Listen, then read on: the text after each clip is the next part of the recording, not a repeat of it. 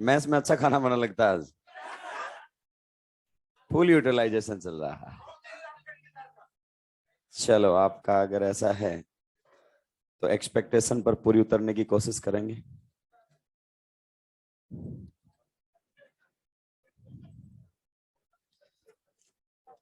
चलिए भाई, स्टार्ट करते हैं अपनी क्लास को।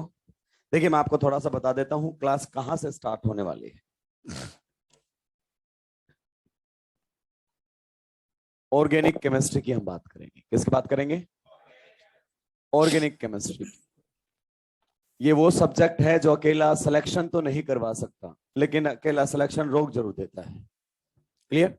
कोशिश करना कि इसमें 15 में से एटलीस्ट 14 क्वेश्चन आपके सही हो जाए, क्योंकि अगर 15 में से अगर आपने 12 या 11 सॉल्व किए तो उसका कोई मतलब, किसी की भी पढ़ाने से 10 से 11 क्वेश्चन सॉल्व हो जाते हैं। वो देता ही ऐसे क्वेश्चन है, 15 में से 3 क्वेश्चन ढंग के देगा। क्लियर? बहुत सारे बच्चे सोचते हैं कि मेरे 11 हो गए तो फिर ही 11 होने देगा, मेरे 10 तो पिछली बार हो गए थे, इस बार भी 10 होने देगा। क्योंकि 3-4 क्वेश्चन जो ढंग के होते हैं वही अब सिलेक्शन डिसाइडिंग होते हैं। 3-4 फिजिकल में देता है, 3-4 ऑर्गेनिक में और 3-4 इनऑर्गेनिक में। खेला कर जाता है। आप जानते हैं 560 के बाद कोई मतलब 560 आना और 220 आना एक ही बराबर है, क्योंकि सीट दोनों में से किसी को नहीं देता है। सिलेक्शन तब होता है जब आप 620 प्लस जाएंगे, और उसके लिए आप जानते हैं फिर एक एक क्वेश्चन इंपॉर्टेंट होने लगता है। देखिए, सबसे पहले इसमें हमारे पास रहेगा आयुपैक नेमिंग। क्या रहेगा? IUPAC naming. उसके बाद हमारे सामने आता है आइसोमेरिज्म। क्या आता है? आइसोमेरिज्म। उसके बाद हमारे सामने आता है जीओसी। कुछ लोगों के मन से बस यही ऑर्गेनिक केमिस्ट्री होती है, फिर जीओसी 1, जीओसी 2, ये सारे मिथ है, इससे कोई लेना देना नहीं है। इस पोर्शन से अगर अपन बात करें, ऑन एन एवरेज 1 से 2 क्वेश्चन आता है। ऑन एन एवरेज 1 से 2 क्वेश्चन आता है, बच्चे जानते हैं। क्लियर? और इसी पोर्शन के अंदर जितने भी लेक्चर हमें मिलते हैं उसके 60% लेक्चर खत्म हो जाते हैं। 60% लेक्चर इसी पोर्शन के अंदर खत्म हो जाते हैं। कि कोई भी टीचर XYZ कोई भी स्टार्ट करेगा, वो 15 दिन तक माहौल बनाएगा और धीरे पढ़ाएगा और दिखाएगा कि मैं अच्छा पढ़ा रहा, और उसके अंदर टाइम वेस्ट हो जाता है। क्लियर? फिर चलती है ऑर्गेनिक केमिस्ट्री, और जितना बढ़िया पोर्शन आता जाएगा स्पीड ऑटोमेटिक बढ़ती चली जाएगी। हाइड्रोकार्बन। कौन सा? हाइड्रोकार्बन। फिर हमारे सामने आता है alkyl halide and aryl halides. आप जानते हैं एक पूरी एनसीईआरटी ऑर्गेनिक केमिस्ट्री के नाम है। केवल ऑर्गेनिक ऐसा है जिसको पूरी एक एनसीईआरटी दिया गया है, बाकी में ऑर्गेनिक फिजिकल के साथ इनऑर्गेनिक दी हुई है, या इनऑर्गेनिक के साथ ऑर्गेनिक दी हुई है। केवल ऑर्गेनिक का एक एकदम सेपरेट पार्ट है, 12th का सेकंड पार्ट है, पूरा ऑर्गेनिक केमिस्ट्री उसके अंदर है। फिर हमारे सामने आता है एल्कोहल्स, ईथर्स एंड फिनॉल। ये वो पार्ट है जहां से क्वेश्चंस बनते। उसके बाद aldehydes and ketones. Aldehydes and ketones. भाई बंद रखो कैमरा अपना। फिर हमारे सामने आता है carboxylic acid and it's derivatives, जिसकी रिएक्शन आप पढ़ते हो ऐसा नहीं। उसके बाद हमारे सामने आता है चैप्टर अमीन। फिर आता है बायोमोलिक्यूल, बहुत बढ़िया चैप्टर है बायोमोलिक्यूल। उसके बाद आता है पॉलीमर। उसके बाद आता है केमिस्ट्री इन एवरीडे लाइफ, और ये बचा हुआ है पूरा ऑर्गेनिक केमिस्ट्री जो 40% में से लौटता है। हर बार बच्चा सोचता है कि इस बार ऑर्गेनिक को मैं बहुत शानदार तरीके से तैयार करूंगा, और वो शानदार तरीका कहां तक रहता है? जीओसी तक। जीओसी तक मामला पूरा समझ में आता है, जीओसी के बाद फिर खेला हो जाता है। क्लियर? तो इस बार जो आपका पार्ट शुरू करने वाला हूं, मैं स्टार्ट करूंगा जर्नल ऑर्गेनिक केमिस्ट्री से। कहां से स्टार्ट होगा? जर्नल ऑर्गेनिक केमिस्ट्री से स्टार्ट होगा। मैं चाहता तो सीधा हाइड्रोकार्बन से स्टार्ट कर सकता था, लेकिन उसमें क्या है, जीओसी में तुमने बहुत सारा खेला किया हुआ है, बहुत मन गढ़ंत कॉन्सेप्ट आप लोगों ने पढ़े हुए हैं, जिनका दूर दूर तक वास्तविकता से कोई लेना देना नहीं है। भाग्यशाली हैं कि वहां से क्वेश्चंस नहीं बने हैं हमारे, और बन जाएं तो हम सुलट भी जाएं। क्लियर? तो स्टार्टिंग करूंगा जीओसी से। कहां से? जीओसी से। पीछे का आपको कुछ नहीं पता है तो जीओसी में उसका कोई लिंक नहीं है, कोई भी लिंक नहीं है। बाद में टाइम कम भी बचेगा तो आप जानते हैं इन टॉपिक से कोई ज्यादा दिक्कत की बात नहीं होती है। और जिनको इसमें दिक्कत आ रही है नेमिंग में और आइसोमेरिज्म में, तो उसका भी टाइम लगने वाला है। क्या कह रहा हूं, गलत कह रहा हूं? उसको भी टाइम लगेगा। हालांकि दिक्कत तो आप जीओसी में भी फील नहीं करते ऐसा आपको लगता है। चलिए तो हेडिंग लगाएंगे जर्नल ऑर्गेनिक केमिस्ट्री, और एक भी क्लास आप लोग मिस नहीं करेंगे भाई। अगर आप क्लास रेगुलर अटेंड करेंगे आपको समझ में आएगा, एक अटेंड करेंगे एक छोड़ेंगे, मैं खुद समझ में नहीं आने दूंगा। जर्नल ऑर्गेनिक केमिस्ट्री, बहुत सारे लोग होते हैं जो गेस्ट अपीयरेंस दिखाते हैं कि सर आज आ गया हूं कल नहीं आऊंगा मैं। जर्नल ऑर्गेनिक केमिस्ट्री यानी कि जीओसी, इसके अंदर सबसे हम पढ़ेंगे इफेक्ट्स इन जर्नल ऑर्गेनिक केमिस्ट्री। किसके बारे में बात करेंगे? इफेक्ट्स इन जर्नल ऑर्गेनिक केमिस्ट्री। कौन कौन से इफेक्ट्स के बारे में आप जानते हो? इफेक्ट्स इन जर्नल ऑर्गेनिक केमिस्ट्री। सबसे पहले हम डिस्कस करेंगे इलेक्ट्रॉनिक डिस्प्लेसमेंट इफेक्ट्स। क्या हालचाल कर रहा है? कौन सा डिस्कस करेंगे? Electronic displacement, electronic displacement. Clear? उसके बाद हमारे सामने आएगा स्टेरिक इफेक्ट्स। स्टेरिक इफेक्ट्स का नाम सुने हो? बताइए कोई steric effects like SIR, SIP। हालांकि अपने लेवल पर SIP की कोई जरूरत नहीं पड़ती है। उसके बाद हम पढ़ेंगे सॉल्वेशन इफेक्ट। क्या पढ़ेंगे? Solvation effect. और सॉल्वेंट का ऑर्गेनिक केमिस्ट्री के अंदर बेहद इंपॉर्टेंट रोल होता है। आप जानते हैं न्यूक्लियोफिलिसिटी को कंप्लीटली चेंज कर देता है। I- एक बेटर न्यूक्लियोफाइल होता है पोलर प्रोटिक सॉल्वेंट में, और I- एक पुअर न्यूक्लियोफाइल होता है DMF के अंदर और DMSO के अंदर, नॉन पोलर सॉल्वेंट के अंदर। क्लियर? बेसिक स्ट्रेंथ का ऑर्डर गैस फेज में अलग आता है अमीन्स के केस में, और बेसिक स्ट्रेंथ का ऑर्डर वाटर के अंदर अलग आता है। पूरा खेला ही किसका है? सॉल्वेंट का है। क्लियर? बताइए इलेक्ट्रॉनिक डिस्प्लेसमेंट इफेक्ट्स के बारे में आप क्या जानते हैं? इलेक्ट्रॉनिक डिस्प्लेसमेंट इफेक्ट जो होते हैं वो दो तरीके से काम करते हैं। कितने तरीके से काम करते हैं? दो तरीके से। बताओगे कैसे कैसे काम करते हैं? माइनस प्लस नहीं, कुछ होते हैं जो ऑपरेट करते हैं, operates through bond, operates through क्या कर रहा है यार? बॉन्ड, बॉन्ड के थ्रू काम करते हैं। और कुछ ऐसे होते हैं operates through space, operates through space, space के थ्रू काम करते हैं या सॉल्वेंट के थ्रू काम करते हैं। इनको हम बोलते हैं फील्ड इफेक्ट। क्या बोलते हैं? Field effect. और जो फील्ड इफेक्ट को नहीं पढ़ता वहां से उसकी जिंदगी में एक्सेप्शन का दौर आ जाता है। और कुछ ऐसे होते हैं जो ऑपरेट करते हैं थ्रू बॉन्ड, बॉन्ड के थ्रू जो ऑपरेट करते हैं उनको फर्दर हम दो कैटेगरी के अंदर डिवाइड करते हैं। एक हमारे सामने होते हैं परमानेंट इफेक्ट। कौन सा होता है? परमानेंट इफेक्ट हमारे सामने होते हैं। परमानेंट इफेक्ट में सबसे पहले कौन आता है? Inductive effect. कौन सा आता है? Inductive effect. यहीं पर बता दूंगा भाई, स्टार पॉइंट लगा लगा कर लीडर की तरह नहीं पढ़ाऊंगा, क्योंकि लगता है बच्चों को कि थ्योरी पार्ट पूछा जाता है। थ्योरी पार्ट नहीं पूछा जाता। यही पता चल चुका है कि इंडक्टिव इफेक्ट कैसा इफेक्ट है? परमानेंट। उसके बाद हमारे सामने आएगा रेजोनेंस इफेक्ट। क्या आएगा? Resonance effect. और रेजोनेंस के बारे में आपने जितना पढ़ा है प्लीज भूल जाइएगा। रेजोनेंस इफेक्ट, मीजोमेरिक इफेक्ट, क्योंकि रेजोनेंस की एग्जैक्ट डेफिनेशन भी शायद कोई ही बच्चा जानता होगा। नेक्स्ट हमारे सामने आएगा hyper conjugation effect. Hyper conjugation effect, hyper conjugation effect. Clear? ये सारे परमानेंट इफेक्ट है। परमानेंट का मतलब है कि ये मॉलिक्यूल को परमानेंटली पोलराइज करते हैं उसकी ग्राउंड स्टेट के अंदर। They all polarize the molecule in its ground state. Ground state के अंदर पोलराइजेशन करते हैं, और ये पोलराइजेशन रिएजेंट पर डिपेंड नहीं करता है। चाहे कोई एक्सटर्नल रिएजेंट प्रेजेंट हो या एब्सेंट हो, इसको कोई लेना देना नहीं है।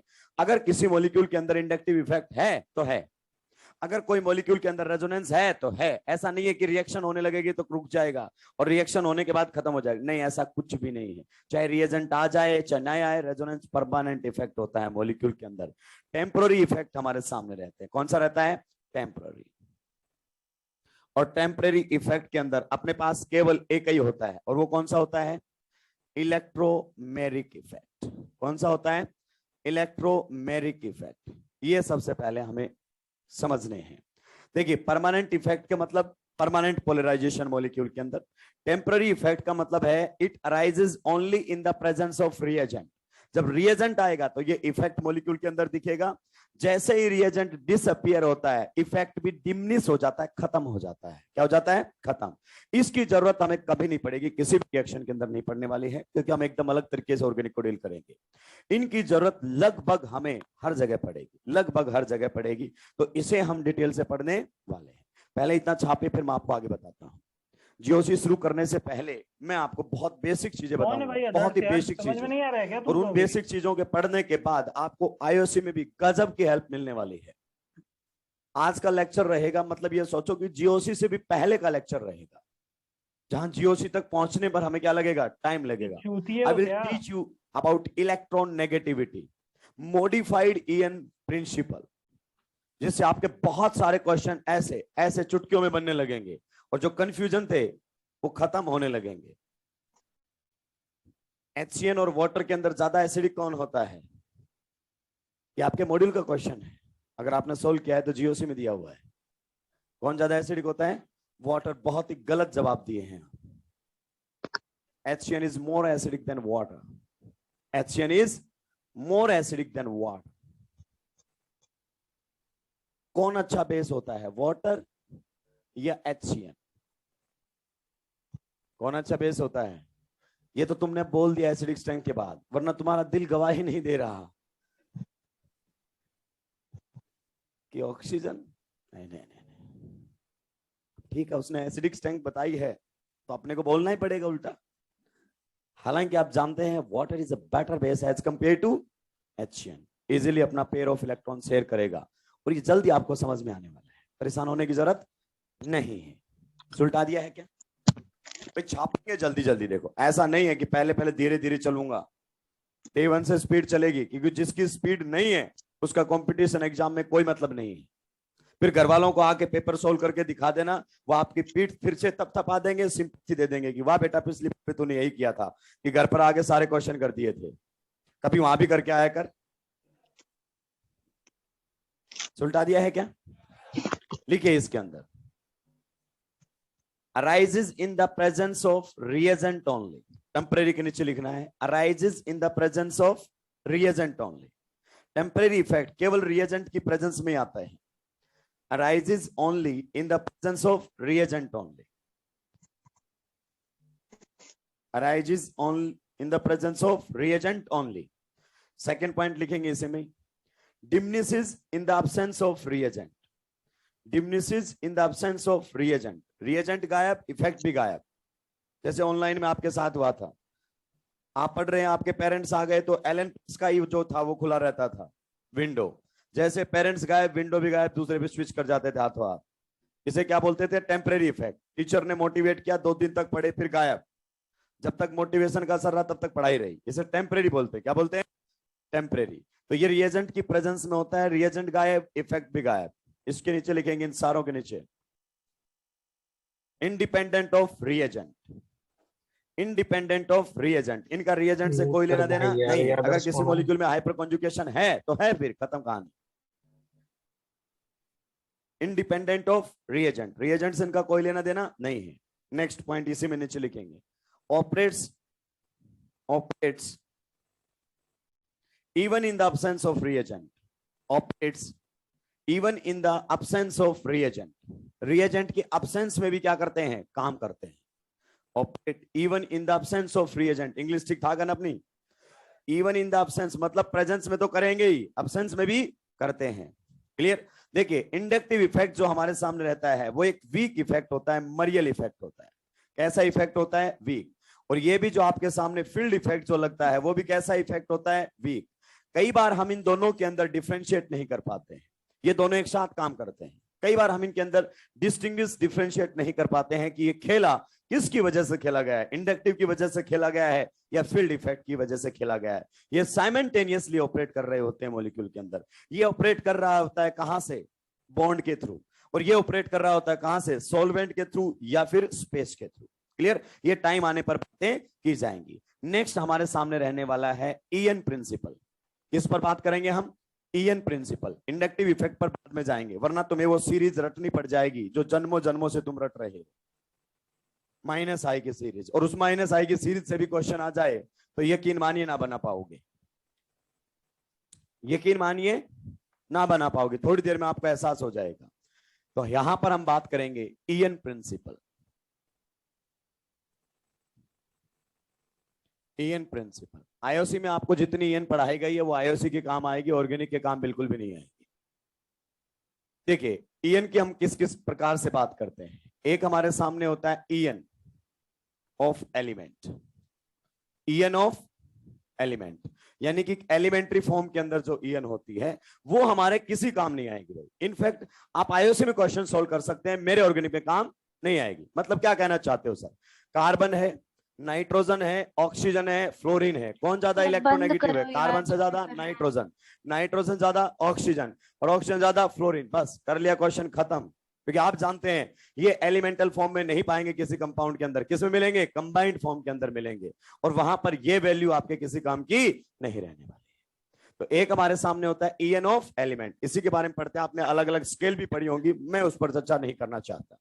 नेक्स्ट हमारे सामने आता है ग्रुप इलेक्ट्रॉन नेगेटिविटी। क्या आता है? Group electron negativity. जैसे एटम की ईएन होती है वैसे ही ग्रुप की भी ईएन होती है। और बहुत बड़ा मिथ है, लोगों को लगता है कि जो -I का उन्होंने ऑर्डर लिखा है वो ग्रुप इलेक्ट्रॉन नेगेटिविटी से लिखा है। ऐसा कुछ भी नहीं है।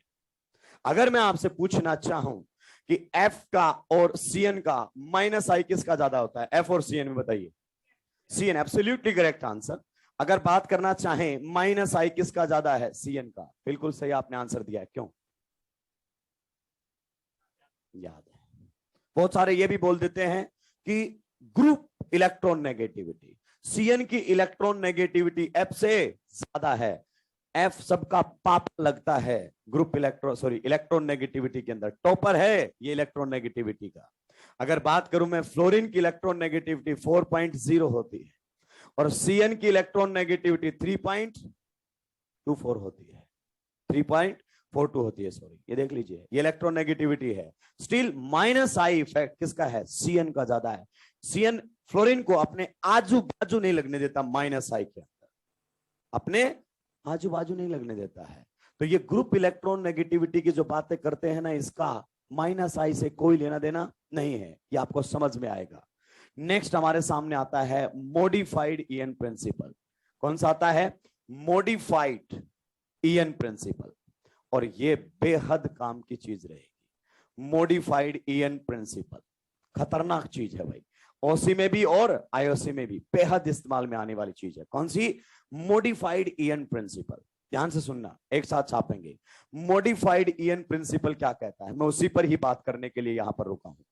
Modified EN principle, modified EN principle बोलता है कि जो ईएन है वो बेसिकली 3 फैक्टर्स पर डिपेंड करती है। कितने फैक्टर्स पर डिपेंड करती है? 3 फैक्टर्स पर डिपेंड करती है। सबसे पहले डिपेंड करती है चार्ज के ऊपर। किसके ऊपर? चार्ज के ऊपर। आप सब्जेक्ट में कनेक्टिविटी महसूस करेंगे बहुत जल्दी कि हाँ सर बातें ऐसी पढ़ी तो है। एक एटम है जिस पर फुल पॉजिटिव चार्ज है। कैसा है? फुल पॉजिटिव चार्ज है। एक एटम है जिस पर पार्शियल पॉजिटिव चार्ज है, तो इसकी ईएन ज्यादा रहेगी। क्लियर? और पार्शियल वाले की ज्यादा रहेगी न्यूट्रल वाले से, और न्यूट्रल वाले की ज्यादा रहेगी पार्शियल नेगेटिव वाले से, और पार्शियल नेगेटिव वाले की ज्यादा रहेगी माइनस वाले से। अगर आपने आईओसी तबीयत से समझी है तो आप अपने आप को कनेक्टेड फील करेंगे इसके अंदर। क्लियर? तो किसी एटम के ऊपर चार्ज आने से उसका इफेक्टिव न्यूक्लियर चार्ज बढ़ता है और उसकी ईएन बढ़ने लगती है। सही है कि गलत है? नेक्स्ट हमारे सामने आता है हाइब्रिडाइजेशन। नेक्स्ट हमारे सामने कौन आता है? हाइब्रिडाइजेशन। हाइब्रिडाइजेशन से भी ईएन के अंदर फर्क पड़ता है। मैं यहां पर एक एग्जांपल आपको लेकर समझ जाता हूं। मॉडिफाइड ईएन प्रिंसिपल किसके बारे में बात करता है? की एलिमेंट के बारे में बात करता है। किसके बारे में बात करता है? की एलिमेंट। की एलिमेंट का मतलब है जो कार्बन चेन से जुड़ेगा उस पर अपने को ध्यान देना है। जैसे आपके सामने दे देगा NH3+, NH3+। बताइए नाइट्रोजन पर पॉजिटिव चार्ज है। Nitrogen is the key element, ये जुड़ेगा कहीं पर जाकर। हमारा ग्रुप से कोई लेना देना नहीं है, हमें फोकस करना है नाइट्रोजन के ऊपर। फिर हमारे सामने आएगा NO2। ध्यान से तबीयत से पढ़ते रहना, जो जिंदगी भर रटा है वो समझ में आएगा। इस प्रकार से पार्शियल पॉजिटिव होता है कि नहीं होता है। फिर हमारे सामने आता है कौन? NH2। अगर आपसे पूछे कि इनका माइनस आई का ऑर्डर बताइए तो तुम सोच रहे हो कि टेबल से मेरे को बनेगा, टेबल से आई कोई गारंटी नहीं है। गौर से देखिएगा, इसका माइनस आई सबसे ज्यादा होगा, फिर इसका और फिर इसका। क्यों? क्योंकि यहां पर नाइट्रोजन पर फुल पॉजिटिव चार्ज है, यहां पर नाइट्रोजन पार्शियल पॉजिटिव चार्ज है, और वहां पर नाइट्रोजन कैसा है? Neutral. So this is the order of minus I. Minus I is decided by the electronegativity of की एलिमेंट। इलेक्ट्रोनेगेटिविटी ऑफ की एलिमेंट। ये बात समझ में आई कि नहीं आई? हम खटैक से देख के बता देंगे इसका गजब का ही माइनस आई लगने वाला है, उसके बाद पार्शियल वाले का, और उसके बाद न्यूट्रल वाले का। क्लियर है? हाइब्रिडाइजेशन कहता है कि परसेंटेज एस करेक्टर जो रहेगा या ईएन जो रहेगी is directly proportional to the percentage S character. क्या मैं बिल्कुल सही बात कह रहा हूं? More will be the percentage S character, more will be the EN of the key element. समझाइए सर। मान लीजिए कहीं पर किसी की हाइब्रिडाइजेशन sp है एटम की, उसकी ईएन ज्यादा होगी किस वाले से? sp2 वाले से। और sp2 वाले की ज्यादा होगी किस वाले से? sp3 वाले से। कंफर्म है सर? थोड़ा सा और बताइए, मैं बता रहा हूं आपको, ध्यान से सुनना। अगर कहीं पर कार्बन sp है तो उसकी ईएन किससे ज्यादा होगी? sp2 कार्बन से। और कहीं कार्बन sp3 है तो उसकी ईएन कम होगी sp2 वाले से। समझते रहिए। मान लीजिए कहीं पर हमारे सामने नाइट्रोजन कैसा है? sp, तो उसकी ईएन ज्यादा होगी किस वाले कार्बन नाइट्रोजन से? sp2 वाले नाइट्रोजन से। और उसकी ईएन ज्यादा होगी किससे? sp3 वाले नाइट्रोजन से। Means more will be the percentage S character, more will be the EN, more will be the percentage S character, more will be the EN. अभी आप मेरी बातों को ध्यान से सुनते रहेंगे, आपको वहां जगह रखने मेरे पास नहीं है तो मैं यही सुलटाने वाला। क्लियर? अगर मैं बात करूं, यहां पर है कार्बन, यहां पर है नाइट्रोजन, यहां पर है ऑक्सीजन और यहां पर है फ्लोरीन। ध्यान से सुनना, मैं वन जंप रूल पढ़ाऊंगा आपको, और ये आपको पहले कहीं नहीं सुनाई दी होंगी। अगले साल की मैं कोई गारंटी नहीं लेता हूं। क्लियर? ध्यान से सुनेंगे। अगर कार्बन हमारे सामने कैसा है? sp, फिर कार्बन हमारे सामने कैसा है? sp2, और फिर कार्बन हमारे सामने कैसा है? sp3। आप जानते हैं सबसे ज्यादा इलेक्ट्रोनेगेटिव sp है। नाइट्रोजन के बारे में बात कीजिए, नाइट्रोजन कैसा है? sp, नाइट्रोजन कैसा है? sp2, और नाइट्रोजन कैसा है? sp3। क्लियर? अब ध्यान से सुनना मेरी बात को। यहां पर ये कार्बन जो हाइब्रिडाइजेशन में कैसा है? sp will be more electronegative than sp3 hybridized nitrogen atom. आप केवल ये बोलते हो sp hybridized carbon is more electronegative than nitrogen. कौन सा नाइट्रोजन? sp3 nitrogen. क्योंकि sp2 hybridized nitrogen and sp hybridized nitrogen आज भी sp कार्बन के पापा हैं इलेक्ट्रोनेगेटिविटी के अंदर। क्या है? पापा हैं। आधी अधूरी बातें पढ़ते हैं और फिर सुलटते हैं।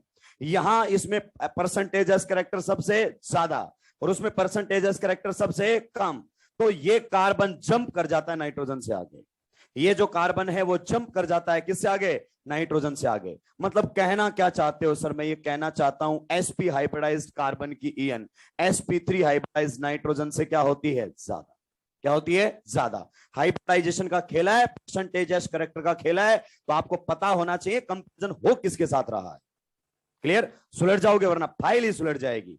यहां पर देखिए ऑक्सीजन हमारे सामने कैसा मिल सकता है? sp3। ऑक्सीजन, सॉरी पहले sp ले लेते हैं, sp, और फिर कैसा मिल सकता है? sp3। ऑक्सीजन sp रेयरली कहीं हमें ऑब्जर्व होता है, तो यहां पर भी आप ऑब्जर्व कीजिए, यहां पर भी आप इस को ऑब्जर्व कीजिए। ये नाइट्रोजन कैसा है? sp, और यहां पर सबसे नीचे कौन है? ऑक्सीजन कैसा है? sp3। जब नाइट्रोजन आप कैसा होता है? sp, और ऑक्सीजन कैसा होता है? sp3, तो इसकी इलेक्ट्रॉन नेगेटिविटी ज्यादा होती है, इसकी इलेक्ट्रोनेगेटिविटी ज्यादा होती है। इसे बोलते हैं वन जंप रूल। क्या बोलते हैं? One jump rule. यानी कि ये वाला एटम sp हो और सामने वाला एटम कैसा हो? sp3, तो ये जंप करके उससे आगे निकल जाएगा। ये वाला एटम कैसा हो? sp, और सामने वाला कैसा हो? sp3, जंप करके आगे निकल जाएगा। जरा जो क्वेश्चन किया था उस पर गौर फरमाना। वाटर आपके सामने दिया हुआ है, HCN आपके सामने दिया हुआ है। Can you explain which one is a better base? Which will be a better base? Can you explain? Look at it. sp hybridized nitrogen is more electronegative than sp3 oxygen. तो यहां पर oxygen आपका कैसा है? sp3, और nitrogen कैसा है? sp, हम पता है क्या देखे हैं, मैंने जब बोला तो बच्चों को डाइजेस्ट नहीं हुआ। तुमने देखा ऑक्सीजन नाइट्रोजन, ऑक्सीजन की तो यार ये ज्यादा होती है नाइट्रोजन से। अबे कौन सा है ऑक्सीजन ये भी तो पता कर ले, और नाइट्रोजन कौन सा है ये भी तो पता कर ले। नाइट्रोजन कौन सा है ये भी तो पता कर ले। एक एक चीज तुझे क्लियर होनी चाहिए। क्लियर? यहां पर हम एक मॉडिफाइड ईएन स्केल लिखेंगे, सारी इलेक्ट्रॉन नेगेटिविटी आ जाएंगी जो आपको ऑर्गेनिक इनऑर्गेनिक हर जगह काम आएंगी। टेंशन एकदम क्या हो जाएगी दूर। पहले यहां तक छाप के आगे बढ़ूंगा। इसे बोलते हैं मॉडिफाइड ईएन स्केल। क्या बोलते हैं? Modified EN scale. बहुत खतरनाक चीज है, बहुत काम की चीज है, क्योंकि जब भी आप एसिडिक बेसिक स्ट्रेंथ देखते हैं, चाहे ओसी में देखो चाहे आईओसी में, सबसे पहले आपको देखने पड़ता है साइज एंड ईएन। और ईएन में अगर हमने रायता उड़ेल दिया, सोचिए अगर ये क्वेश्चन आ जाता कि which one is a better base, इससे आसान क्वेश्चन नहीं होता। और यही क्वेश्चन 90% लोगों को साफ कर जाता। और जब सॉल्यूशन बना के भेजते तो बोलते इट्स इजी क्वेश्चन, क्योंकि उनको भी पहली बार पता चला था कि ऐसा खेला है।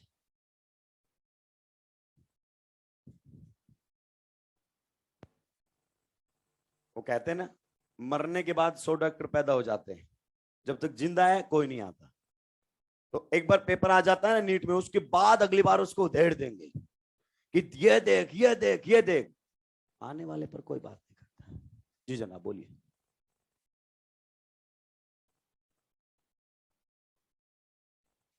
चार्ट्स ऐसे चल रहा है। सबसे पहले क्या देखना है? चार्ट्स। ओके, फिर क्या देखना है? हाइब्रिडाइजेशन, फिर आएगा बॉन्ड एंगल।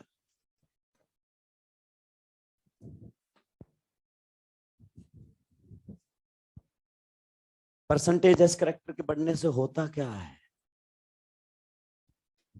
ये ना बढ़ जाता है। वाह, एक बार कान को ऐसे पकड़ ले, फिर कान को ऐसे पकड़ ले।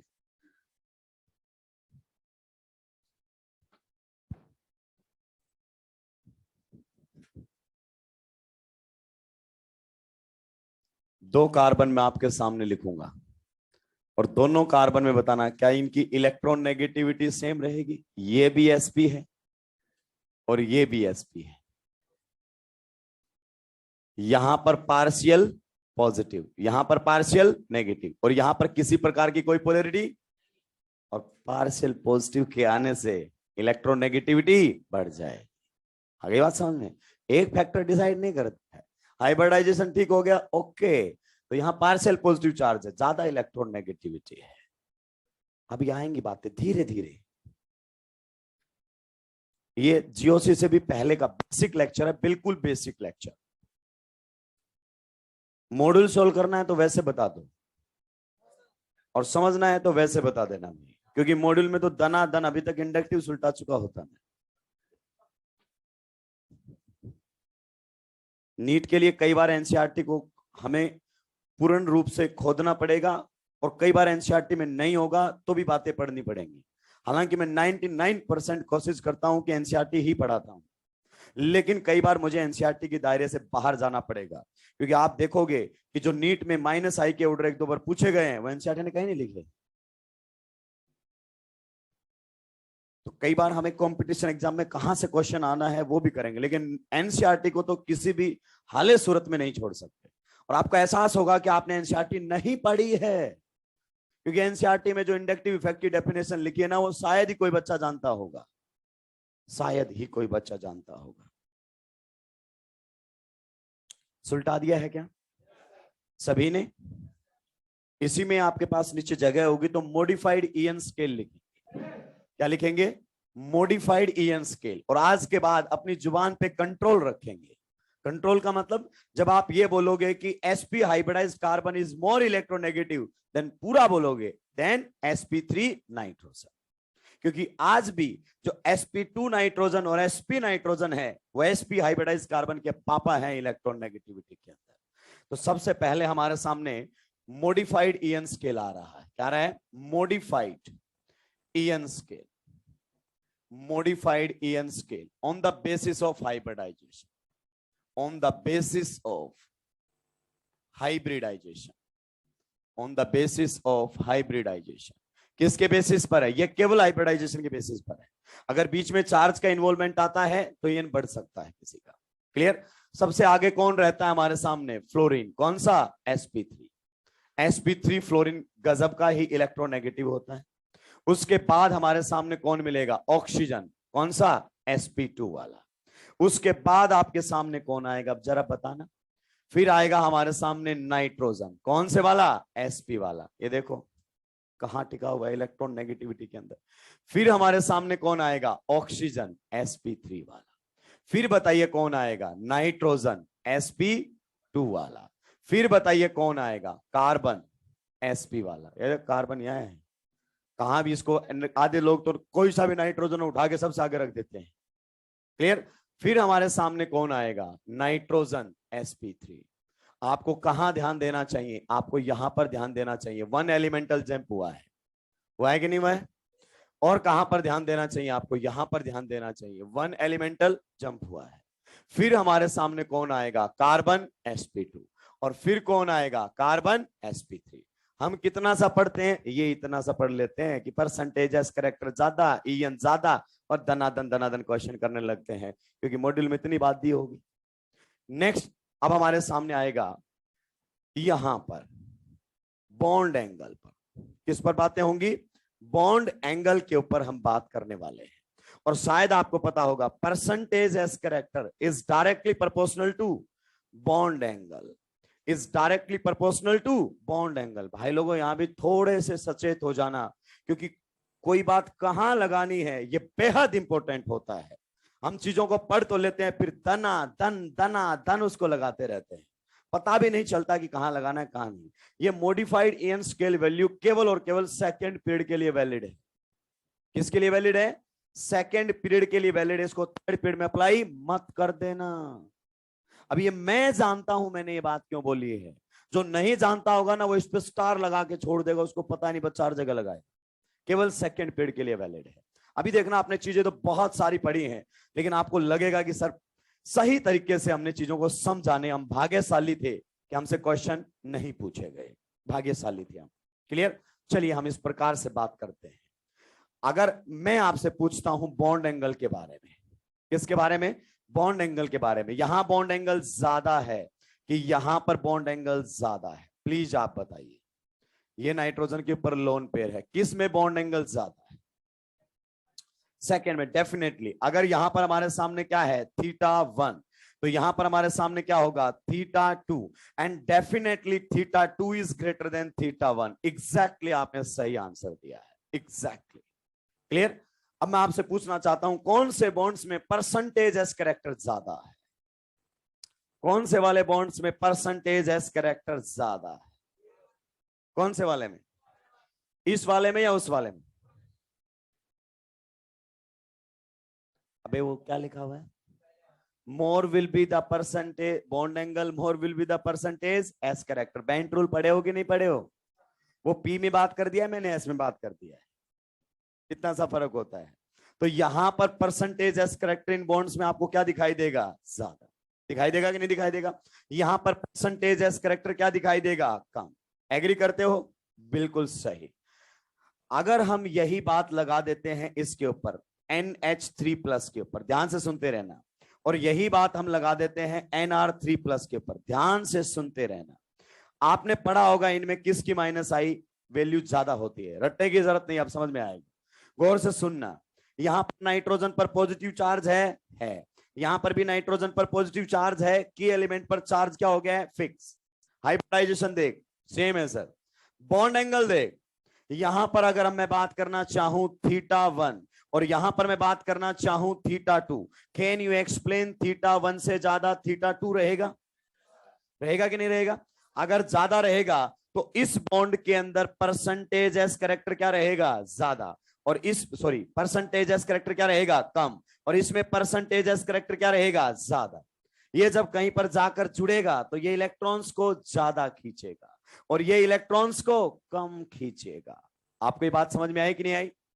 क्लियर है ये बात? तो बताइए किसका माइनस आई ज्यादा रहने वाला है? NR3+ का माइनस आई ज्यादा रहता है। कोई हाइड्रोजन बॉन्डिंग समझने की जरूरत नहीं है, बहुत सिंपल है। क्या है? बहुत ही सिंपल है। अगर परसेंटेज एस करेक्टर बढ़ेगा, ईएन बढ़ेगा, और की एलिमेंट का ईएन बढ़ेगा तो इलेक्ट्रॉन विड्रॉ करने की टेंडेंसी उसकी इंक्रीज हो जाएगी। ध्यान से सुनते रहना तबियत से। मान लीजिए अगर मैं आपसे पूछना चाहूं, एक हमारे सामने है वाटर और एक हमारे सामने है ईथर, प्लीज ध्यान से सुनना प्लीज। कहां पर बॉन्ड एंगल ज्यादा है? यहां पर हमारे सामने क्या है? θ1। यहां पर हमारे सामने क्या है? θ2। आप देख पा रहे हो कि हाइब्रिडाइजेशन सेम है? यस। कोई चार्जेस वगैरह भी नहीं है? यस। तो पूरा खेला बॉन्ड एंगल से होगा भी। यहां पर आपने बोला sir θ2 is greater than θ1 and this is absolutely correct. आप बता सकते हो कौन से बॉन्ड्स में परसेंटेज एस कैरेक्टर ज्यादा है? इन बॉन्ड्स में परसेंटेज एस कैरेक्टर ज्यादा है और इन बॉन्ड्स में परसेंटेज एस कैरेक्टर कम है। एग्री करते हो? खत्म खेला। मान लीजिए मेरे सामने इस प्रकार से CH3 CH2 CH2 यहां पर लगा हुआ है OH। क्या लगा हुआ है? OH। नेक्स्ट हमारे सामने कुछ इस प्रकार से CH3 CH2 CH2 और यहां पर कौन लगा हुआ है? OR। अब यहां पर आपको क्या दिखाई देता है? OH। और यहां पर क्या दिखाई देता है? OR। बताइए किसका माइनस आई ज्यादा लगेगा? किसका माइनस आई ज्यादा लगेगा? यहां थीटा क्या है? कम, क्योंकि ये स्मॉल इन साइज, और यहां पर थीटा क्या होगा? ज्यादा, बिकॉज आर सबसे छोटा क्या होता है? मिथाइल, और मिथाइल भी अपने आप में बल की ग्रुप होता है। मिथाइल भी अपने आप में क्या होता है? बल की ग्रुप होता है। तो आपने बोला θ2 इज ग्रेटर देन θ1, बोला कि नहीं बोला? और ऐसा बोला तो खेला ही खत्म हो गया है। इस बॉन्ड का परसेंटेज एस कैरेक्टर ज्यादा, इस बॉन्ड का परसेंटेज एस कैरेक्टर कम। ये ज्यादा खींचेगा, वो कम खींचेगा। इसीलिए आप पढ़ते हैं OH से ज्यादा माइनस आई किसका होता है? OR का। पढ़ते कि नहीं पढ़ते हैं? अब ये फ्री वैलेंसी का मतलब, अगर माइनस आई देख रहे हो तो कहां जाके जुड़ेगा? Carbon chain. और कार्बन चेन में कम से कम एक कार्बन तो होगा ना, और एक कार्बन वाला मिथाइल ग्रुप होता है, और मिथाइल भी बल की ग्रुप होता है। SIR लगाता अगर आपको पता हो तो। क्लियर? तो यहां से माइनस आई लगाएगा और यहां से माइनस आई लगाएगा। फ्री वैलेंसी पर कौन जुड़ा हुआ है? ये सोच लो, कार्बन चेन। क्या जुड़ी हुई है? Carbon chain. तो इसका माइनस आई कम और उसका माइनस आई क्या होता है? ज्यादा। अभी बात खत्म नहीं हुई है, आप पढ़कर आए हो। इसको पढ़कर आए हो कि नहीं पढ़कर आए हो? Yes sir. आप ना भी बताते सर तो इसका जवाब तो हम दे ही देते, कमाल कर देते आप। SH और SR में बताओ किसका माइनस आई जाता है? SH और SR के अंदर किसका माइनस आई ज्यादा है? और यही फाइल सुलट गई। SH का माइनस आई SR से ज्यादा है। सुलट गया, मामला सुलट गया।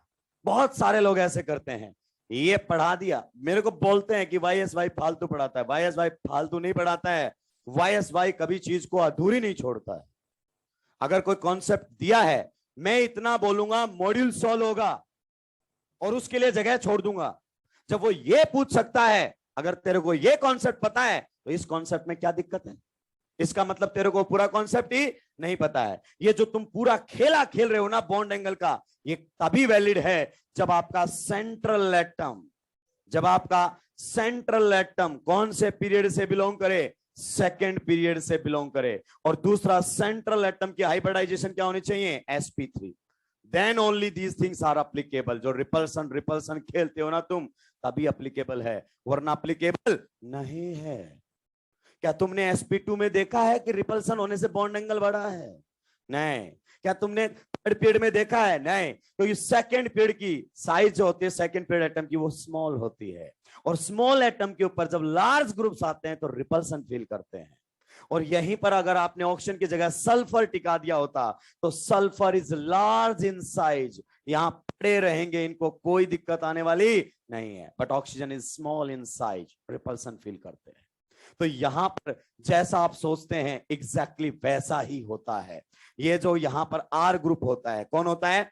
Are group. ध्यान से सुन लेना मेरी बात को। यहां पर एस के बारे में आप जानते हैं, एच हमारे सामने नील बटे सन्नाटा लगाता है, एच का कोई इफेक्ट होता ही नहीं है। और आर का कैसा इफेक्ट होता है? आर यहां पर प्लस आई लगाएगा, इलेक्ट्रॉन डेंसिटी सल्फर को देगा। अगर इलेक्ट्रॉन डेंसिटी सल्फर को देगा तो सल्फर फिर क्या करेगा? कम विड्रॉ करेगा। क्लियर? तो इसका माइनस आई क्या रहेगा? ज्यादा। फिर अगर ये बात समझ में आ गई है लाला, तो बता PH3 और PR3 के अंदर किसका माइनस आई ज्यादा होगा? एब्सोल्युटली करेक्ट, क्योंकि ये फंडा जो तू लगा रहा है ना, ये सेकंड पीरियड के लिए वैलिड है। किसके लिए वैलिड है? सेकंड। फालतू पढ़ाया या सही पढ़ाया? अगर तुझे ये बताया गया है तो फिर तुझे ये भी बताना चाहिए कि ये कहां वैलिड है और कहां वैलिड नहीं है, उसके लिए खुद को भी पता होना चाहिए। क्लियर? छापिए, आगे बढ़ूंगा।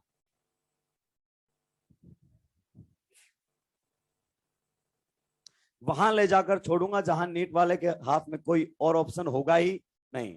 जो टॉपिक पढ़ा दूंगा कहीं से पढ़ने की जरूरत नहीं है। जरूरी नहीं है कि बातें मैच करें, क्योंकि सही कोई एक ही होता है।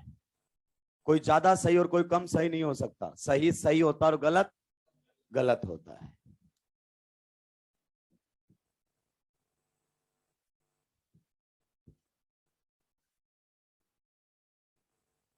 जल्दी सुल्टाना भाई लोगों, जितना टाइम मुझे दोगे उतना बेटर एक्सप्लेन कर पाऊंगा, उतना बेटर एक्सप्लेन कर पाऊंगा। और मॉड्यूल एनसीईआरटी आपको एकदम हवा में समझ में आएंगी। एनसीईआरटी वाले की इज्जत बढ़ जाएगी आपके दिल में कि कितना कमाल की बातें लिखी हैं उसने।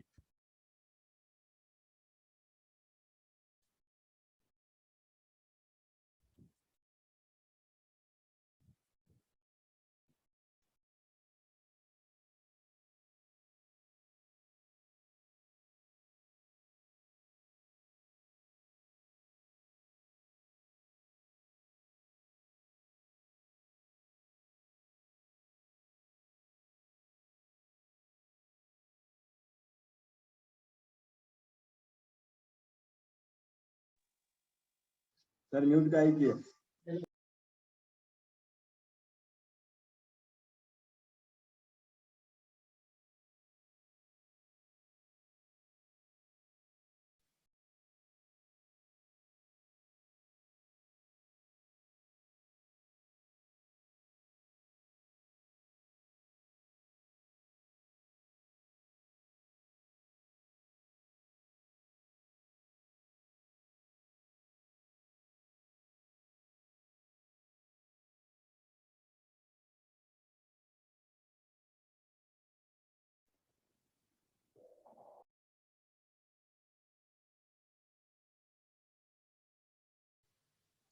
Can anyone please tell me कि हमारा साउंड वेव चैप्टर हुआ है कि नहीं?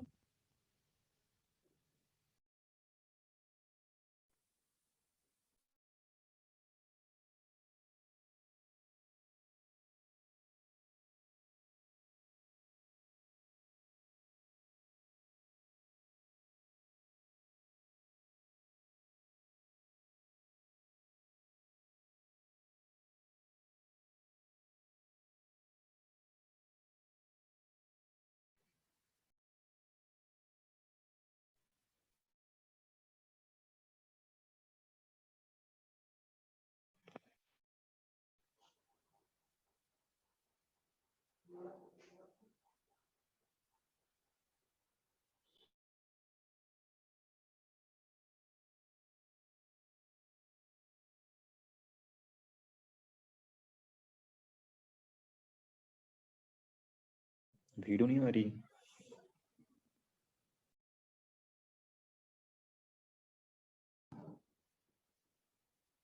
क्या हो गया? वीडियो क्यों नहीं आ रही है?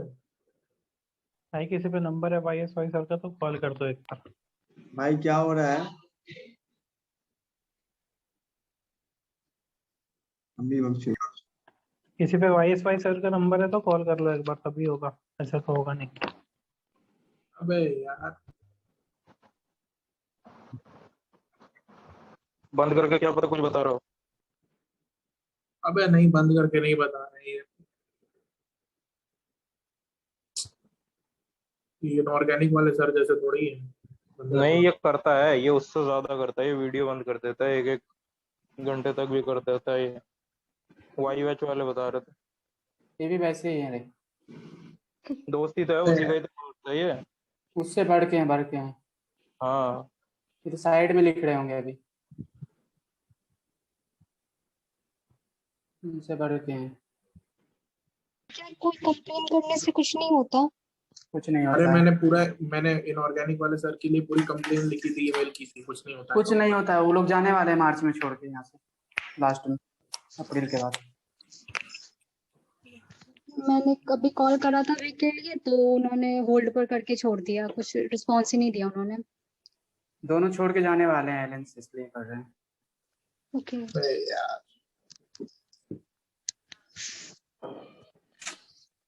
कोटा वापस जाना पड़ेगा फिर, तो क्या कर सकते हैं। अभी कहाँ से हो? घर में हो अभी तुम लोग? हाँ मैं तो घर पे आ गया था कोविड के टाइम में। अभी तो हम यहाँ पे हैं, कोटा में, बट जवाहर नगर आ गए हैं। तो कोटा में हो तो क्लास जाके करो ना। अब भाई अभी नहीं, ऑर्गेनिक मतलब मेरा फिजिक्स में जो हो रहा है ना, वो ग्रेविटेशन मेरा हो गया, तो इसलिए आज नहीं गए थे हम। सोच रहे थे आज स्टार्ट कर लेते हैं इनसे, क्योंकि अब कल से करना ही होगा क्लास। मैं भी कल देखता हूँ, अब जाऊंगा यार। ऐसे ड्रामेबाजी क्या करता है नॉलेज है? ऑनलाइन क्या में ढंग से नहीं पढ़ाता ये बंदा। ऑनलाइन पूरा एकदम खराब कर देगा ये तो। ये क्योंकि इनसे बोला था ना जब, तो ये लोग कह रहे थे कि हम लोगों ने ऑनलाइन पढ़ाने के वो थोड़ी ना लिया है हमसे। ऐसे नहीं, बोर्ड के साइड में हाँ जाके नहीं लिखता, उसमें जाके लिख देता है ये लोग। दोनों आरडी भी वैसे करता है। यार प्लीज एक ये बात बताना कि जो हमारा ऑनलाइन पहले चल रहा था वो स्टूडेंट्स, हमारा साउंड वेव्स हुआ नहीं था और हमें बस एक लेक्चर मिला, फिर आगे कुछ मिला या नहीं? साउंड वेव्स हुआ कहाँ है अभी? वो तो क्या सब हो गया वो सब तो। नहीं कौन सा हुआ बैच में नहीं। साउंड? ऑनलाइन में नहीं हुआ है, ऑनलाइन में नहीं हुआ है। नहीं अच्छा हुआ, ऑनलाइन नहीं में हुआ। नहीं हुआ है। वैसे ऑनलाइन ऑफलाइन में तो एक ही ऑनलाइन में लेक्चर हुआ था ऑनलाइन में। और सरफेस केमिस्ट्री भी नहीं हुई है हमारे। सरफेस तो हमारा भी उड़ाया था, 3 लेक्चर में उड़ा दिया था। वो सरफेस टेस्ट का तो रिकॉर्डिंग है। है, सरफेस का रिकॉर्डिंग है। सरफेस कौन पढ़ाया था? टीसीएस ना? हाँ टीसीएस सर ने टीसीएस पढ़ाए थे। टीसीएस हाँ। उड़ाया था। हाँ टीसीएस सर तो वो तो पढ़ा दिए, बहुत पहले ही पढ़ा दिए। वो तो चला भी गया। अरे उस पे से देख लो, टेलीग्राम पे सब मिल जाएगा। अभी के जितने भी लेक्चर है ना सारे लीक कर रखे हैं इन्होंने। चलिए, अभी आपने ईएन पर ढेर सारी बातें की हैं। कौन सा देखो, कॉन्सेप्ट कब अप्लाई करना है ये बेहद बंद कर इंपॉर्टेंट रखा है। था। ये कॉन्सेप्ट अप्लाई करने के लिए कंडीशन फुल्ली फिल होनी चाहिए, सेकंड पीरियड को बिलोंग करना चाहिए और कैसा होना चाहिए, कैसा होना चाहिए, SP3। अगर SP2 भी आपने लिया तो ये वैलिड नहीं होगा। ये लो हमारे सामने है एल्डिहाइड, ये लो हमारे सामने है कीटोन। बताइए किसका -I ज्यादा रहेगा? हाइब्रिडाइजेशन बता sp2, हाइब्रिडाइजेशन बता sp2। क्या रिपल्सन वाला खेला चलेगा? नहीं। sp2 में ऑलरेडी बॉन्ड एंगल 120 के आसपास होता है, कोई रिपल्सन नहीं होता है। आगे बात समझ में? तो यहां पर वो खेला बिल्कुल अप्लाई मत कर देना। यहां पर ये हाइड्रोजन नील बटे सन्नाटा, और ये यहां पर कैसा इफेक्ट लगाएगा? Electron donating. तो इसकी इलेक्ट्रॉन विड्रॉइंग पावर क्या हो जाएगी? कम, और उसकी क्या रहेगी? ज्यादा। मतलब इसका -I ज्यादा है। अब सोचिए अगर मैं आपको H और R ये बता देता और ये आपके सामने फेंक देता तो सुलट जाता कि नहीं सुलट जाते? छापिए इसको, आगे बढ़ेंगे। ईएन के बारे में भी मैं आपसे बात कर ही लेता हूं, क्योंकि आपने इंडक्टिव इफेक्ट तबीयत से पढ़ा है, ऐसा आपको लगता है। ईएन के बारे में थोड़ा सा मुझे बताइए। ईएन के बारे में, ईएन का कॉन्सेप्ट कहां एप्लीकेबल होता है? मतलब ईएन कब कब देखी जाती है, कहां देखी जाती है? Electron negativity. I think electron negativity एक बॉन्डेड एटम की प्रॉपर्टी होती है, आइसोलेटेड का कोई लेने देना नहीं है। तो बॉन्ड बनेगा तो कोवलेंट बॉन्ड बनेगा। क्या बनेगा? कोवलेंट। आप एग्री करते हैं इससे? तो ईएन का फंडा लगता है किसके अंदर? कोवलेंट बॉन्ड के अंदर। किसके अंदर लगता है? कोवलेंट बॉन्ड के अंदर लगता है। बिल्कुल गजब का आपने बताया है। मैं अब आपसे कुछ क्वेश्चंस पूछना चाहता हूं, ईमानदारी से आपको जवाब देना, ईमानदारी से जवाब देना। इसमें 2 बॉन्ड है, एक है सिग्मा और एक है पाई। आप मुझे बता सकते हो कि पाई इलेक्ट्रॉन, सिग्मा के बारे में नहीं पूछ रहा हूं, पाई इलेक्ट्रॉन डेंसिटी किसकी तरफ होगी? ऑक्सीजन की तरफ होगी कि कार्बन की तरफ होगी? ऑक्सीजन की तरफ होगी। क्यों?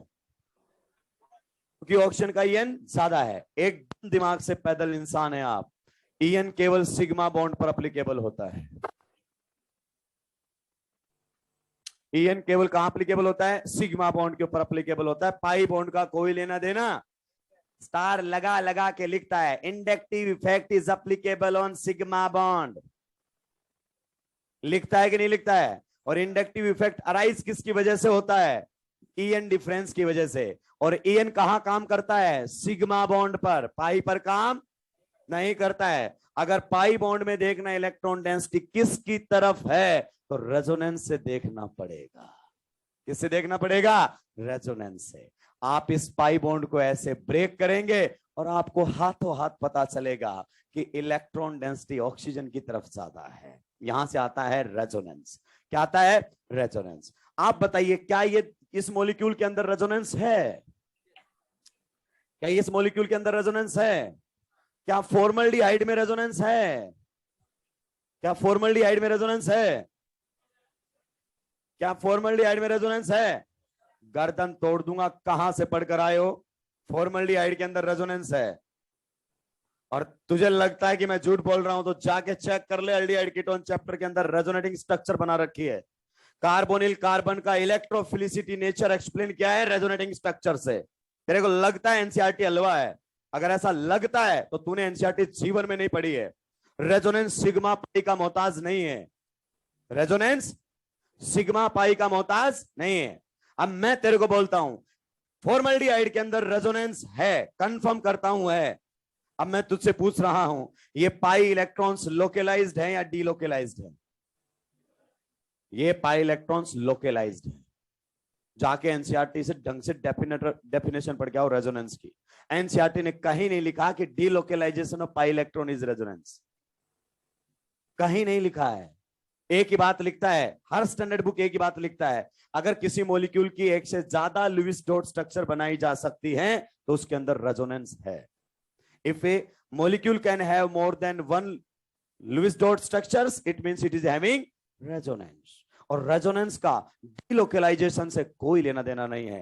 डिलोकलाइजेशन अलग चीज है, रेजोनेंस अलग चीज है। कॉन्जुगेशन का डिलोकलाइजेशन से लिंक होता है। अगले लेक्चर में आपको समझ में आएगा क्या होता है खेला रेजोनेंस का। क्लियर? तो यहां पर रेजोनेंस है। रेजोनेंस हो डिलोकलाइजेशन हो कोई गारंटी नहीं लेते हैं। रेजोनेंस और डिलोकलाइजेशन एकदम अलग है। तो पाई इलेक्ट्रॉन डेंसिटी किसकी तरफ है ये बताता है हमें रेजोनेंस, और सिग्मा इलेक्ट्रॉन डेंसिटी किसकी तरफ है यही डिफरेंस से पता चलेगा।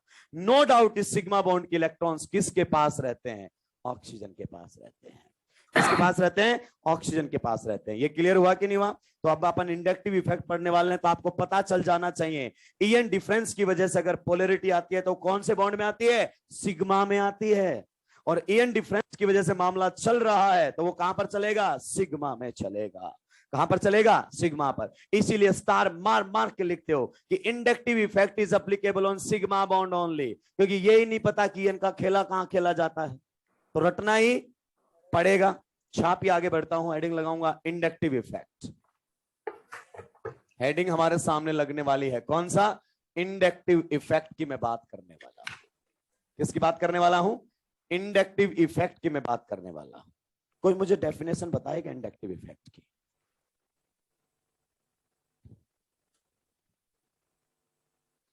कोई मुझे इंडक्टिव इफेक्ट की डेफिनेशन बताएगा?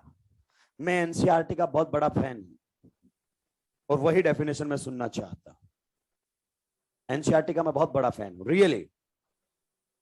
और आपको लगेगा कि आपको बस एनसीईआरटी के नाम पर बहलाया फुसलाया गया है, क्योंकि एनसीईआरटी का लेवल बहुत खतरनाक है। बहुत किताबें पढ़नी पड़ती है एनसीईआरटी को एक्सप्लेन करने के लिए। उसकी तो लैंग्वेज भी खुद की नहीं है बेचारे की। 3-3, 4-4 किताबें सामने रख के छापी गई है। वो आधी लैंग्वेज दूसरे ऑथर की, आधी दूसरे की है, तभी बड़ी अजीब सी लैंग्वेज है। बताया नहीं आपने इंडक्टिव इफेक्ट का डेफिनेशन? प्लीज बताइए ना। What is the definition of inductive effect? Most of the students बोलते हैं polarization of sigma bond is known as inductive. Polarization of sigma bond is known as inductive. ये बोलते हैं कि नहीं बोलते हैं? और कुछ बोलना चाहते हैं? Polarization of sigma bond due to EN difference. तो बिना ईएन डिफरेंस के पोलराइजेशन सिग्मा बॉन्ड में हो भी नहीं सकता। हो सकता है क्या? चलिए बहुत बढ़िया। इनऑर्गेनिक पढ़ चुके हैं ना आप लोग, बहुत आनंद आएगा आपको ऑर्गेनिक पढ़ने में। सब्जेक्ट कनेक्ट होगा।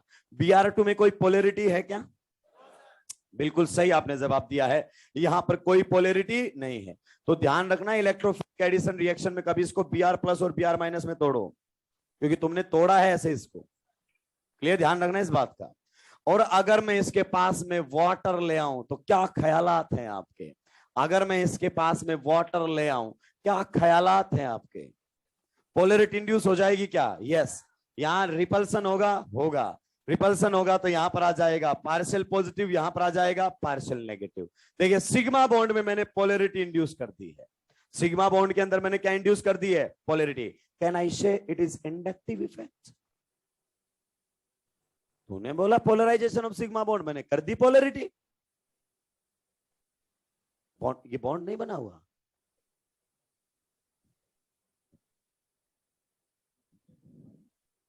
ये तो टेम्परेरी है, ये बात भी सही है, लेकिन ये इसकी सही एक्सप्लेनेशन नहीं है।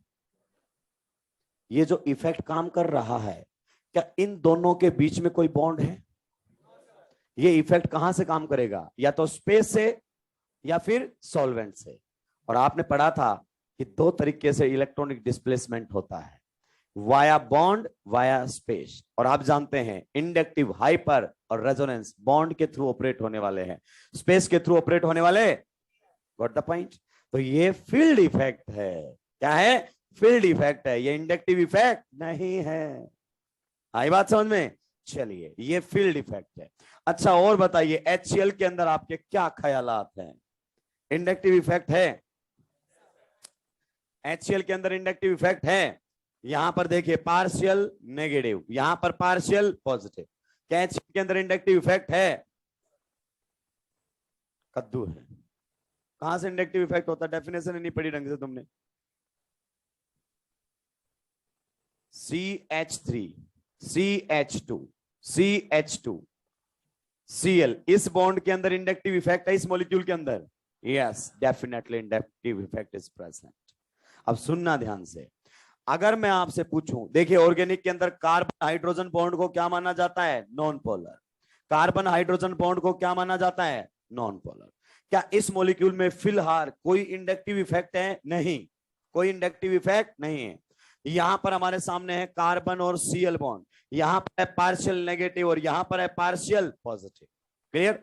अभी इसके अंदर कोई इंडक्टिव इफेक्ट नहीं होता है, ये बॉन्ड ऑलरेडी पोलर है।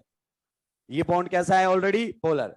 एक बॉन्ड का पोलर होना इंडक्टिव इफेक्ट नहीं होता है, एक बॉन्ड की वजह से, पोलर बॉन्ड की वजह से एडजेसेंट बॉन्ड का पोलर होना इंडक्टिव इफेक्ट होता है। जब आप इन दोनों को आपस में क्या कर देंगे? कनेक्ट, इसका और इसके साथ बॉन्ड बना दिया, तब खेला यहां पर इंडक्टिव इफेक्ट शुरू हो जाएगा। इंडक्टिव इफेक्ट जैसे ही आपने बॉन्ड बनाया, यहां पर पार्शियल नेगेटिव, यहां पर पार्शियल पॉजिटिव, है कि नहीं है? तो इस बॉन्ड की में इंडक्टिव नहीं है, ये बॉन्ड पोलर है। ये बॉन्ड कैसा है? पोलर। इस बॉन्ड में पोलैरिटी होने की वजह से एडजेसेंट बॉन्ड में पोलैरिटी के आना इंडक्टिव इफेक्ट होता है। एक पोलर बॉन्ड की वजह से एडजेसेंट बॉन्ड में पोलैरिटी इंड्यूस होना इंडक्टिव इफेक्ट कहलाता है। HCl में ये बॉन्ड पोलर है, इसकी वजह से कोई दूसरा बॉन्ड पोलर नहीं बना। ये देख गौर से, ये जो बॉन्ड है ये कैसा है? Non polar. और जब यहां एक पोलर बॉन्ड को कनेक्ट किया गया तो इस बॉन्ड में भी पोलैरिटी इंड्यूस हो जाती है और इसी का नाम होता है inductive effect. And this is operating via sigma bond. This is operating via sigma bond that was operating via space. Polarity तो इसने भी इंड्यूस कर दी थी, लेकिन ये स्पेस के थ्रू इंड्यूस कर रहा था, और पोलैरिटी तो इसने भी इंड्यूस की है। अब आप बोलोगे सर कैसे? प्लीज मुझे बताइए, एक एटम ए है और एक एटम पर पार्शियल पॉजिटिव चार्ज है, En किसकी ज्यादा होती है? होती है कि नहीं होती है? तो इस कार्बन पर कैसा चार्ज आ चुका है? Partial positive. तो इसकी वजह से ये इलेक्ट्रॉन्स को क्या करेगा? विड्रॉ करेगा और यहां पर चार्ज डेवलप करना शुरू कर देगा। क्या कर देगा? चार्ज डेवलप करना शुरू कर देगा। ये भी एडजेसेंट बॉन्ड से En थोड़ा सा ज्यादा होने की वजह से इलेक्ट्रॉन खींचना शुरू कर देगा, हालांकि इतना इफेक्टिवली नहीं खींच पाएगा। बुक्स लिखती हैं कि एक पोलर बॉन्ड की वजह से केवल उसका एडजेसेंट बॉन्ड ही पोलर हो पाता है। एक पोलर बॉन्ड की वजह से उसका एडजेसेंट बॉन्ड ही क्या हो पाता है? पोलर हो पाता है। क्लियर? इसीलिए बोला जाता है इंडक्टिव इफेक्ट 2 कार्बन तक ही काम करता है एक्सपेरिमेंटली तो, और प्रैक्टिकली 2 तक ही। थ्योरेटिकली बोलना चाहो तो ज्यादा से ज्यादा 3 कार्बन तक करवा दो। अब आपको लगता है इस बॉन्ड की पोलैरिटी की वजह से ये और ये आगे सारे पोलर हो जाएंगे? नहीं, इंडक्टिव इफेक्ट डिस्टेंस सेंसिटिव है, क्योंकि पोलैरिटी जो है ना सबसे ज्यादा इस बॉन्ड में रहेगी, क्योंकि यहां En डिफरेंस ज्यादा है उसके बाद पोलैरिटी यहां रहेगी, यहां पर हल्की सी पोलैरिटी हो सकती है, उसके बाद इंडक्टिव इफेक्ट बिल्कुल भी दिखाई नहीं देगा। तो जिस बॉन्ड की वजह से इंडक्टिव इफेक्ट हो रहा है उससे जैसे जैसे डिस्टेंस बढ़ेगी इंडक्टिव इफेक्ट कम होने लगेगा। क्या होने लगेगा? कम होने लगेगा। आपने गौर से देखा मैंने यहां पर माइनस डेल्टा पर डैश लगाया हुआ है, बिकॉज मेरे को थोड़ी थोड़ी फिजिक्स भी आती है। क्यों? क्योंकि यहां पर माइनस डेल्टा डैश का जो मैग्नीट्यूड है वो किसके बराबर होना चाहिए? प्लस डेल्टा, प्लस साथ में डेल्टा डेल्टा, प्लस साथ में अगर अपन बात करना चाहें तो ये डेल्टा डेल्टा होना चाहिए कि नहीं होना चाहिए? बहुत सारे लोग क्या लिख देते हैं? डेल्टा डेल्टा और फिर आगे डेल्टा डेल्टा। मान लो डेल्टा का तो कोई मैग्नीट्यूड डिफाइंड होता नहीं है, जितना यहां बोलेगा उतना ही वहां बोलेगा, तो जितना माइनस उतना प्लस। फिर ये कहां से खैरात में ले आया तू? Charge neither be created nor be destroyed, charge neither be created nor be destroyed. तो जितना पार्शियल नेगेटिव इस पर डेवलप हुआ है उतना ही पार्शियल पॉजिटिव इस कार्बन चेन के ऊपर डेवलप होगा। मैग्नीट्यूड क्या होना चाहिए? बराबर। मैग्नीट्यूड क्या होना चाहिए?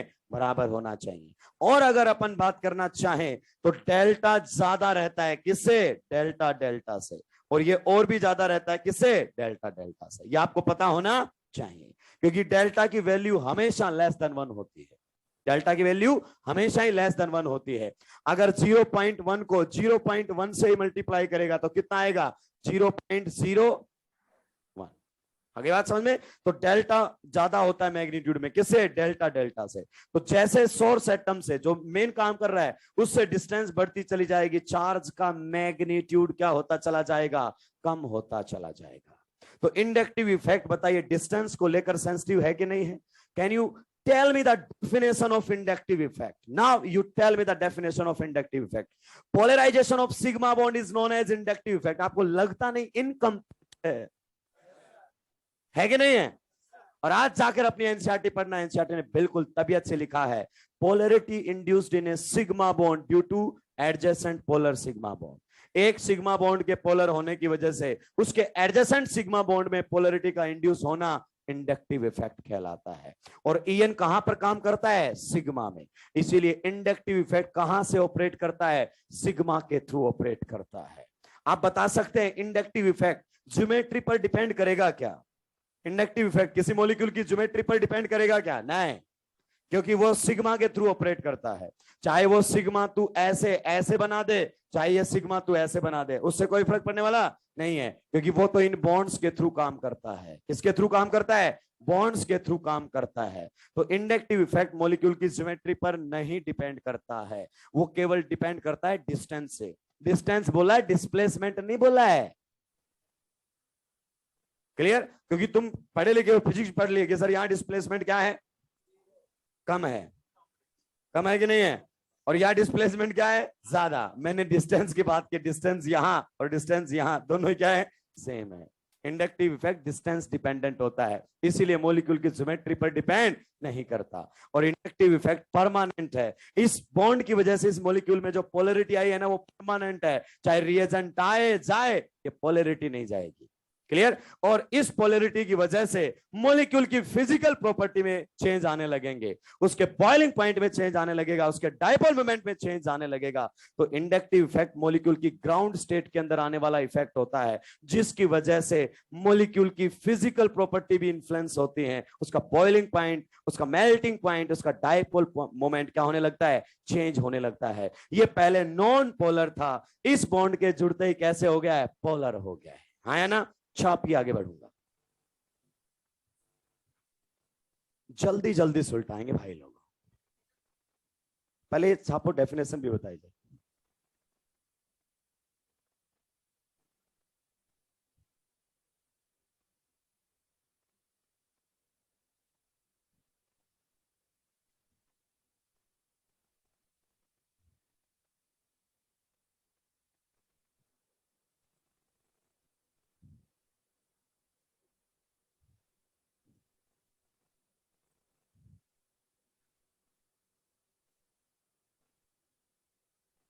जल्दी जल्दी सुलटाएंगे।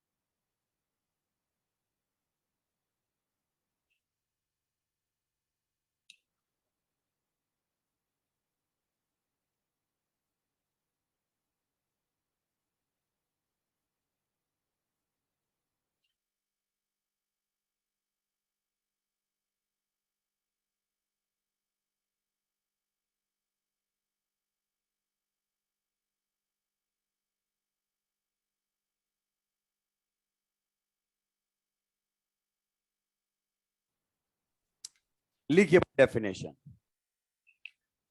The polarization of one bond, the polarization of one bond, the polarization of one bond caused by the polarization of an adjacent bond. Polarization of one bond caused by the polarization of an adjacent bond is known as inductive effect. Is known as inductive effect. Sir आपने तो sigma bond तो लिखा ही नहीं, अब ये polarisation sigma में आता है, गहरी बातें छुपा रखी हैं इसके अंदर। Polarization of one bond caused by the polarization of an adjacent bond is known as inductive effect. Is known as inductive effect. आगे बात समझ में? पोलराइजेशन किसका होता है? सिग्मा का। पाई के बारे में तो बात भी नहीं करना है, बता चुका हूं इन ईएन के बारे में अच्छे से, तो इसमें सेकंड पॉइंट भी लिख दो साथ के साथ। Inductive effect operates through sigma bond. Inductive effect operates through sigma bond. और मुझे नहीं लगता अब तुम्हें रटने की जरूरत है क्या? बताओ फिर एल्काइल ग्रुप्स का कैसा इफेक्ट होता है? एल्काइल ग्रुप्स का कैसा इफेक्ट होता है? प्लस आई। कमाल कर दिया आपने, बेमिसाल जवाब दे रहे हो आप, शानदार। क्योंकि वो एक लाइन लिखवा दी होगी, all alkyl group shows plus I effect. मैं जानता हूं वो लाइन कहां से आई है, वो तुम भी जान जाओगे धीरे धीरे। टाइप ऑफ आई इफेक्ट की बात करता हूं। किसकी बात करता हूं? टाइप ऑफ आई इफेक्ट की हम बात करते हैं। देखिए किसी ग्रुप का कैसा इफेक्ट है वो कैसे डिसाइड किया जाता है। हालांकि यहां पर रेफरेंस एटम किसको लिया जाता है? हाइड्रोजन को। लेकिन हाइड्रोजन मात्र नाम का है, काम का नहीं है। काम का नहीं है, बिल्कुल भी नहीं है।